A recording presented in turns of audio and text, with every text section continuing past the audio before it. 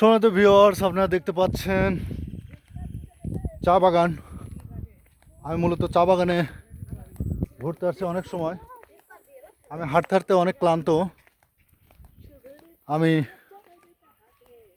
গিয়েছিলাম পাহাড়ের অনেক উঁচুতে, সেখান থেকে এই রাস্তা দিয়ে নামছি। আমার সফর সঙ্গী ছিল আমার সাকিব সাইমন। আপনারা দেখেন পাখার বৃষ্টির কারণে ধসে গেছে এবং এপাশেও অনেক পাহাড় ভেঙে গেছে। মাঝখান দিয়ে রাস্তা, এই রাস্তা দিয়ে মূলত মানুষ চলাচল করে। আসলে চলাটা খুব কষ্ট, হেঁটে চলা। আমি তো অনেক কষ্ট হয়ে গেছে। আপনাদের জন্য, আপনাদের দেখানোর জন্য ভিডিওগুলো মূলত করছি। ছোট বড় অসংখ্য পাহাড় দণ্ডায়মান।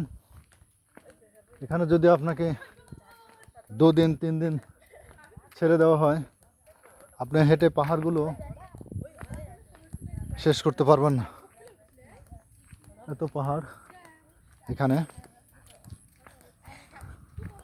মূলত এই পাহাড়ের উপরে চাগুলো চাষ করা হয়। চা পাতি, যে পাতিগুলো বাংলাদেশের আনাচে কানাচে ছড়ায় ছিটায় আছে, মূলত এখান থেকে মৌলভীবাজার, শ্রীমঙ্গল, কুলাউড়া, বড়লেখা, এই চা পাতিগুলোই বিভিন্ন প্রান্তে পৌঁছে যায়।